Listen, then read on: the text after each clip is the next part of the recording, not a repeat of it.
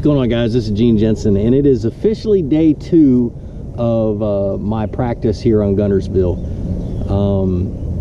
I don't know if I can overemphasize how important it is for me to do good on this tournament.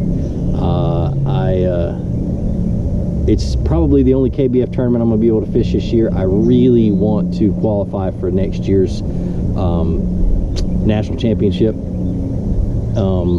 I got out of tournament angling because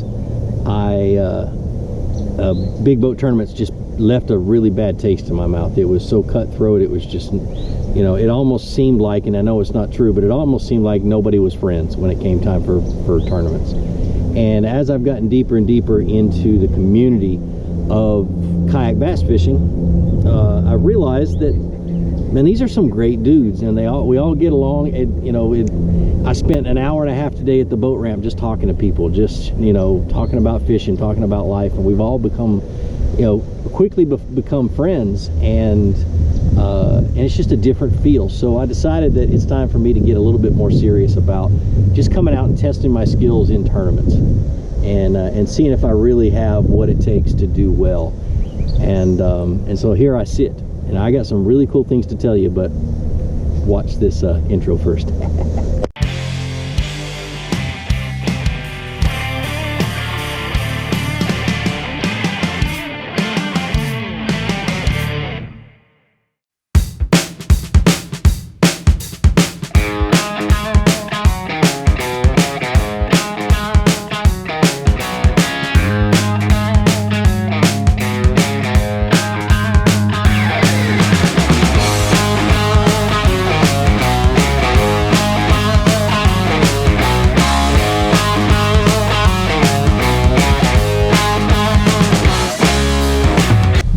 So yesterday was really cool, and I hope you guys enjoyed what I shot of that video.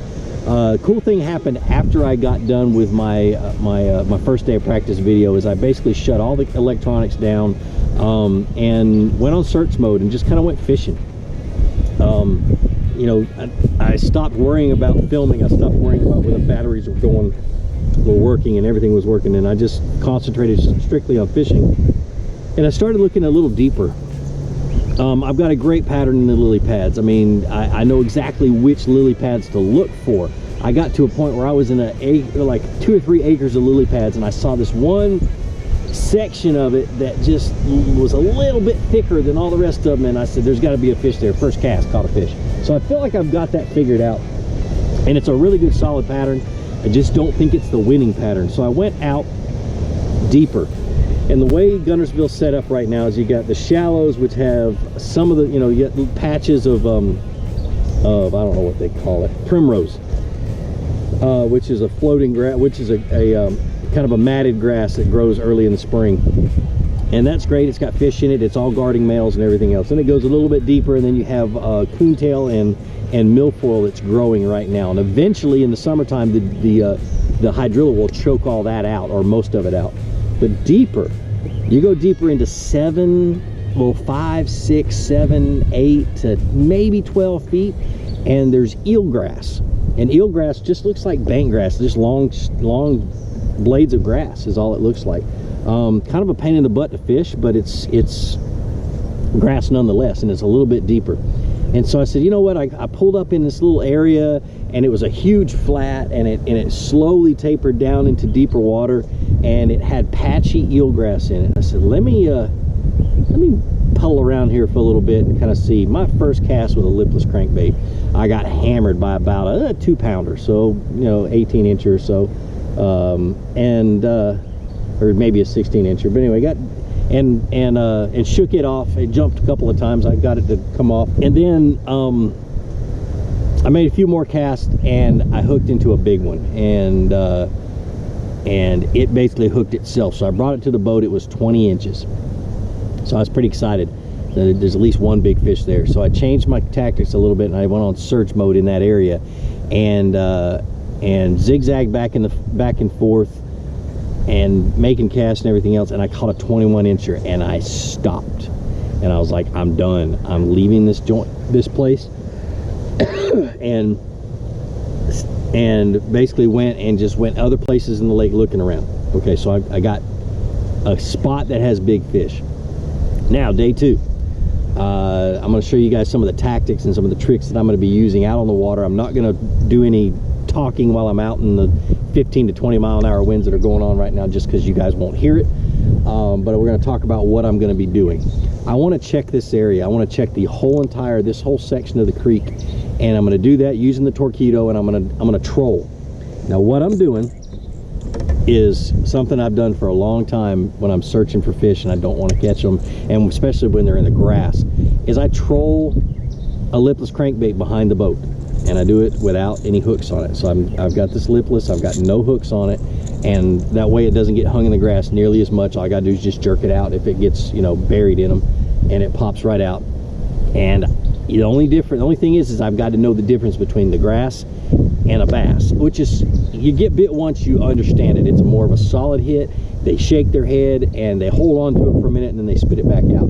And so that's all I'm feeling for, is I want to know where the bass are, and I'm going to look at my electronics. Now, tomorrow the weather's going to change.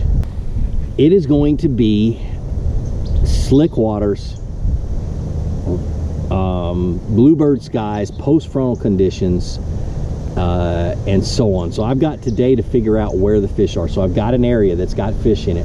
That's my primary pattern to catch those big fish. I've got a secondary pattern in the lily pads of guarding males. They're guarding fry. I know I can catch them. And what's nice about the kayak tournaments is it's catch, photo, release. You catch them, take a picture of them on the board, put them back in the water, let them go back to guarding their fry.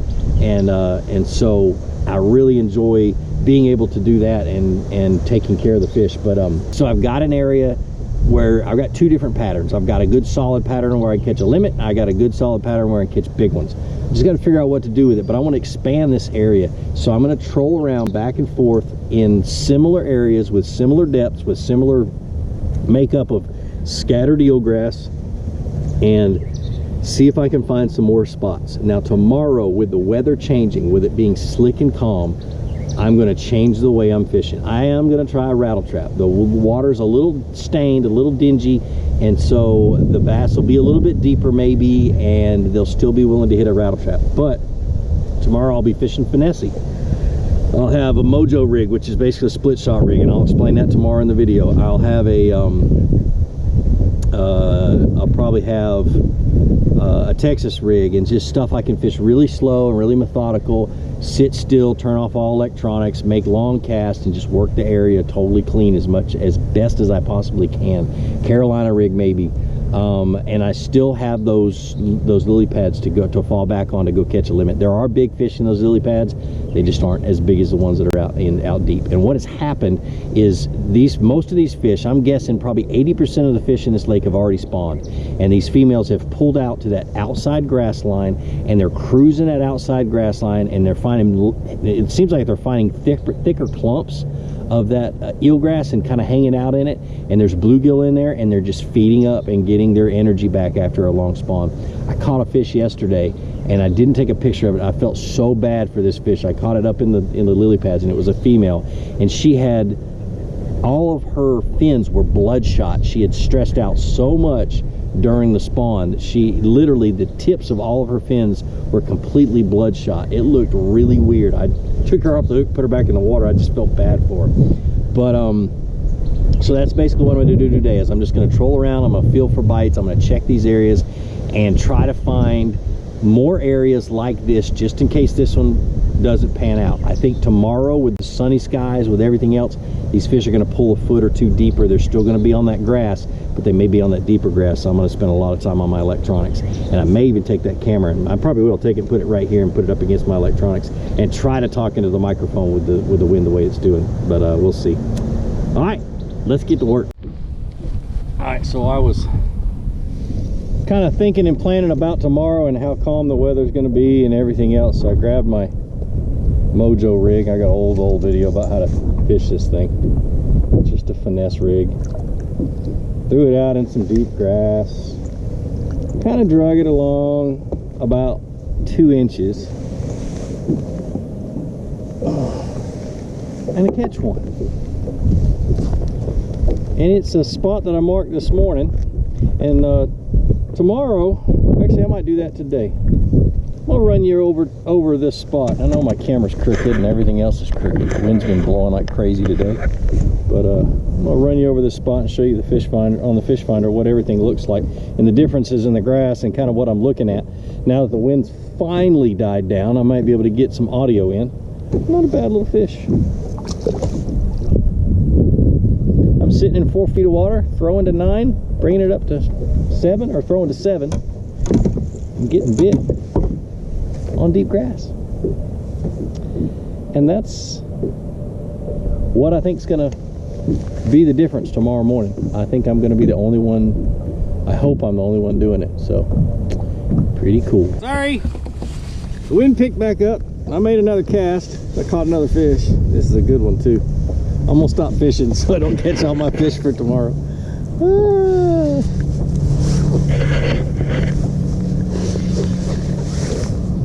Come on. Come on, little guy.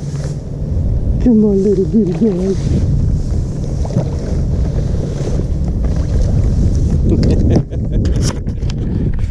Oh, sorry about the bad camera angle. I was setting up to show you guys the Fishfinder.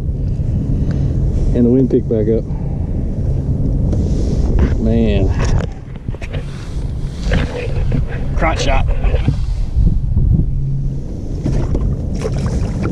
Alright, let me show you the Fishfinder. I'm going to show you the difference in the two different types of grass that I'm dealing with. You see how this grass is lumpy? For a lack of a better term, it just looks lumpy. It looks like somebody threw a bunch of gravel down on the ground. But you can see right here on the down imaging that it is definitely